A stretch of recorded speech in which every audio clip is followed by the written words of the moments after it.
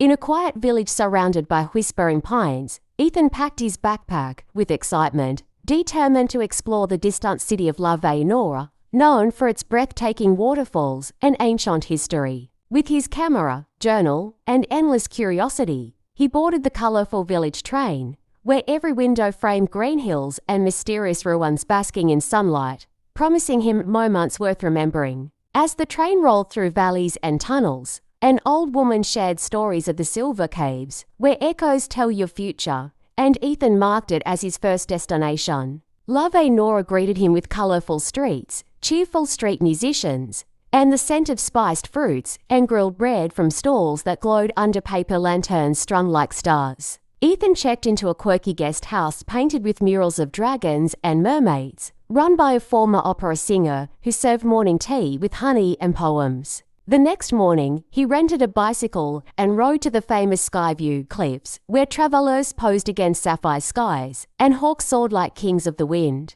At the top of the cliffs, he met Leila, a travel blogger with an infectious laugh and a passion for abandoned places, who invited him to explore the echoing forest. They hiked under canopies of violet leaves, listened to birds that mimicked human voices, and stumbled upon a treehouse cafe where drinks came with riddles instead of prices. At night, they sat by a lake that shimmered with bioluminescent fish, sharing stories about fears and dreams while fireflies blinked around them like nature's camera flashes. On their third day, they visited the glass temple, its walls transparent and reflective, where monks danced in silence and tourists cried quietly, overwhelmed by its beauty. Leila showed Ethan her secret spot, an old bell tower overlooking the coast where they rang the bell for luck, love, and whatever comes next, she whispered. They tried Lavenora's famous dish, dragon steam, a bubbling stew served on a stone that hissed like it was alive, followed by ice cream made from floating island flowers.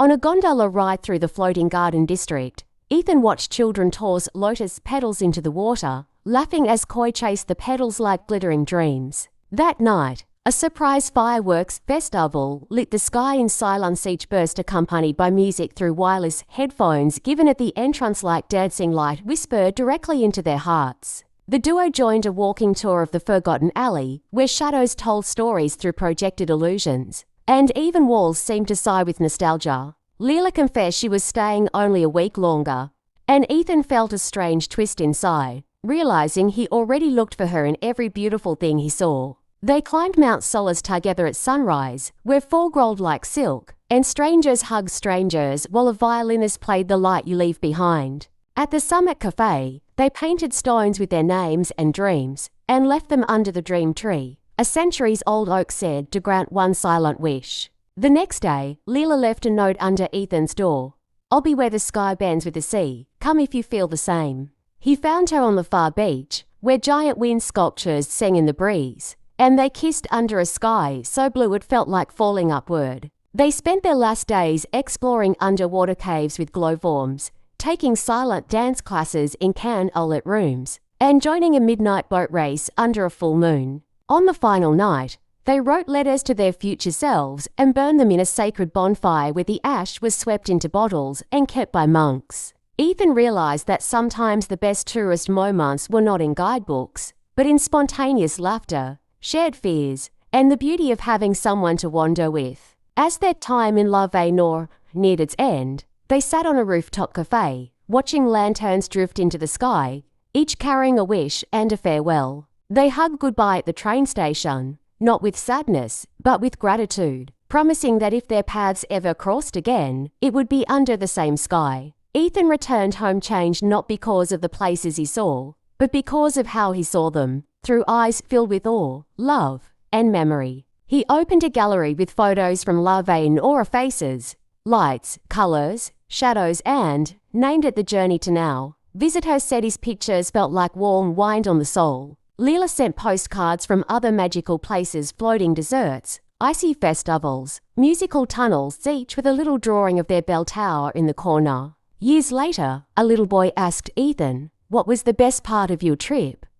And he replied, "The moment I realized the world is full of people worth meeting." Lavenora became more than a place, it became a feeling, a memory with moving parts, a treasure trove of golden moments, waiting patiently in the corners of every day. One summer, he returned and found the same guest house, the same streets, even the same hawks, yet everything felt new, alive with the shimmer of nostalgia. The opera singer remembered him and served his tea with a napkin note. "Welcome back, dream traveler," he smiled, knowing the journey had never really ended. He walked to the bell tower and rang it once, for the magic that stays with you even after the path ends, and once for Leila, wherever she roamed. A child handed him a flower and said, "I saw you in my dream, climbing mountains." Ethan knelt, thanked her, and gave her a pebble from the dream tree. That night, he took one last photo from the same rooftop cafe of lanterns dancing across the sky like drifting souls, and whispered, "Thank you, Lavenora." Back home, he wrote a book called Where the Lanterns Go, filled with his and Leila's memories, and it became a favorite among wanderers and poets alike. Tourists visited Lavenora because of Ethan's story, seeking the magic between words, the beauty in bell towers, and the warmth of strangers turned soulmates. Some said the dream tree whispered his name at sunset. Others claimed the lake glowed a little brighter on the anniversary of his visit. Ethan's story lived on in cafes and train stations, in murals and melodies, in hearts that longed for something more than ordinary days. Leila, too, told their tale in her travels, painting each wall with pieces of a journey that never truly ended, always leaving room for one more sentence. They met again, years later, in a new city where the rivers curved like laughter, and neither said much, just smiled and started walking side by side. There was no grand kiss, no dramatic music, just the steady rhythm of two people who once found magic and never let it fade. The cafe they visited next had no name, only symbols on the door, and inside they left a note on the wall, "We were here, once and always." The city sang to them in whispers, in drum beats, in street art and tea steam, and together they chased the song until dawn painted gold on their faces. They learned that tourist moments become timeless when shared, when laughter echoes longer than footsteps, and kindness lingers like perfume in the air. Wherever they travelled, they brought a piece of Lavenora with them in photographs, in stories, in lantern-shaped earrings and bell chimes. Years later, children told legends of a couple who travelled the world searching for beauty, love, and the perfect view at sunset. And though they grew older, Ethan and Leila never stopped exploring, never stopped marvelling at the world's wonders, or at each other. One last time, they returned to the dream tree, painted a new stone together, and left it nestled among thousands of others like stars sleeping on the earth. Their journey never really ended. It danced on in every sunrise, every smiling stranger, every quiet corner where a heart dared to wander again.